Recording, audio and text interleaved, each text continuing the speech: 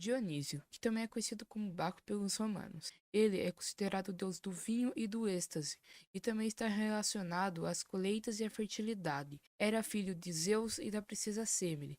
Zeus e Semele viveram um grande amor, mas isso despertou a ira da deusa Hera, e a rainha do Olimpo conspirou para destruir o seu rival, e disfarçada de criada de Semele, Hera convenceu ao jovem a pedir que Zeus se apresentasse a ela em todo seu esplendor.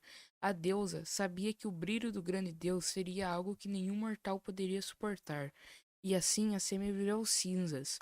O que ninguém sabia é que Semi estava grávida, e no meio das cinzas se encontrava Dioniso. Ainda não estava pronto para vir ao mundo, e por isso Zeus abriu uma fenda em sua coxa e continuou a gestação do bebê, que um dia iria ocupar um lugar no Olimpo. E o jovem Dionísio não teve sua vida tão fácil, e desde a sua infância, o futuro deus já era perseguido pela deusa Hera. A deusa impõe uma loucura ao jovem Dionísio, que o fez vagar pelo mundo até ser curado pela deusa Reia, que também era conhecido como Cibele, e era a avó do deus Dionísio. Teve o sábio Sileno como seu tutor, que sempre estava ao lado de seu pupilo, montado em seu inconfundível asno.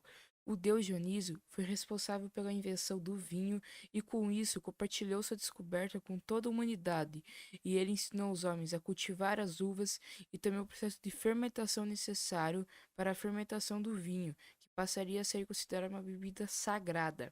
Em suas andanças, o deus passou pela Grécia, pelo Egito e acabou chegando na Índia, e aonde passava, ele passava seus conhecimentos e acumulou seguidores.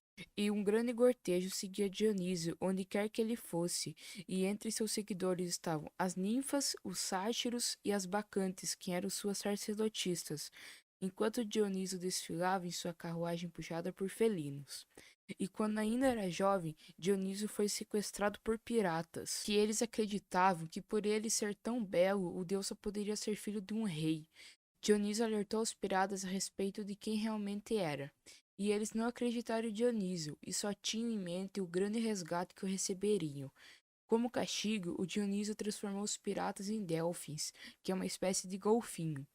Dionísio tinha como seus símbolos o ramo de videira, a uva e o tirso, que é um bastão que tem uma pinha na ponta. E depois de vagar pelo mundo, o deus retornou para a Grécia, na ilha de Naxo, e ele encontrou uma bela princesa Ariadne, que tinha sido deixada para trás por Teseu. Dionísio tomou Ariadne como esposa, e com ela teve vários descendentes. Em suas andanças pela Grécia, Dioniso passou a ter sua divindade reconhecida, e diversos templos foram erguidos em honra ao deus.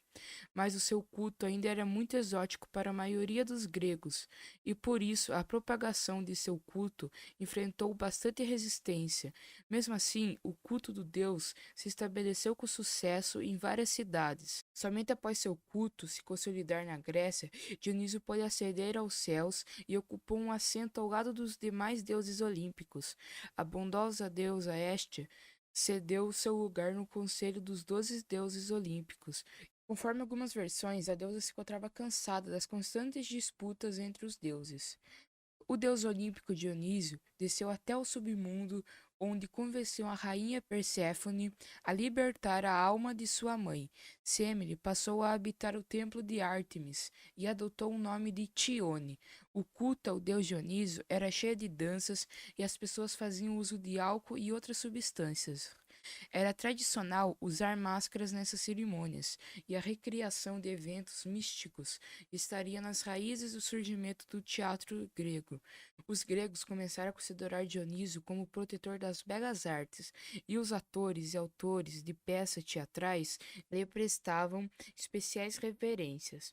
Ao lado da Acrópolis de Atena encontrava-se o Teatro de Dionísio, onde foram apresentadas ao mundo as clássicas peças de Eurípides. Como já foi dito na Roma Antiga, era conhecido como Baco. Lá, o rei dos vinhos em excessos era honrado em festivais conhecidos como bacanais. Dionísio pode ter sido o último deus a entregar o Olimpo, mas mesmo assim o deus do vinho foi capaz de exercer forte influência na cultura greco-romana. E por isso não é de estranhar que o Dionísio ainda seja um dos deuses mais cultuados por aqueles que nos dias de hoje ainda reverenciam os antigos deuses gregos.